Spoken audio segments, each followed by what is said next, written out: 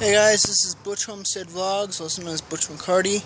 I just wanted to go over with you guys a little bit on cross-pollination of squash and tomatoes. So, basically what you want to look for in squash is a male flower and a female flower, which is what the squash is produced out of. So basically, you have, let's see if I can get over here, you have a male flower. This little one with the long stem is a male flower. See how it has no little bulb on the end? That's actually the closed one, so there's that one. These are male flowers.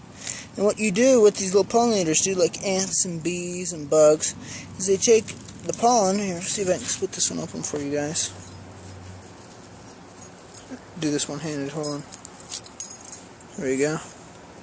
So basically in here, you have this little bud thing here.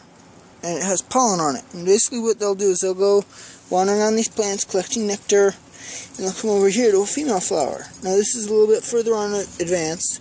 Let's see, we have new growth right there. But they'll go in that flower and they'll pollinate it. If you don't pollinate it, it won't produce squash. So what you can do is, say there's a male flower on this stick, in this dead spindle here. You can take this male flower, actually I'll do a better one.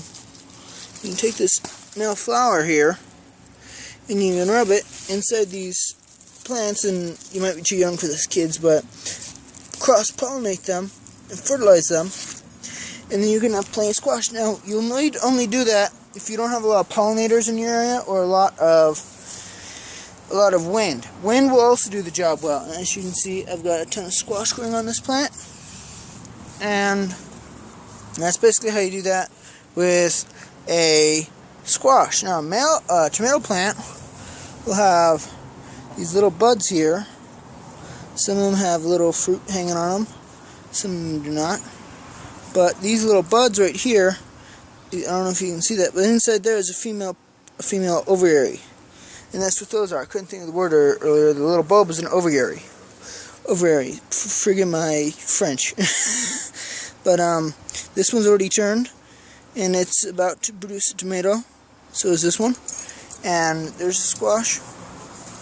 But see, they'll have one little male flower, like this one right here, and it'll produce pollen, and then it'll pollinate bees or ants or gnats. So there's a gnat right there. There's a gnat right there on that limb right there. I don't know if I can focus on that. Nope, can't focus. But there's a gnat there, and it'll pollinate the other flowers, because it'll wander around and it'll do that. Now, I'm going to give a video later on how to prevent tomato worms, the best way I know how, and that will be a whole other video. But that's how you basically pollinate flowers. And see, with the tomato plant, they're usually a reproductional unless you get a different type. So you'll get, these are biproductional, meaning they need two, biproductional. I can't see the word, I can't think right now. But basically wind will come in here and it'll shake it around and it'll blow it around, and it'll come over to these, it'll go to these, it'll go to those, it'll go there, and it'll create these big giant tomatoes, and it'll produce good tomatoes. You could also do this with a Q-tip, or you can simply just take your finger, go in here like that, go around into the flowers like this, and you just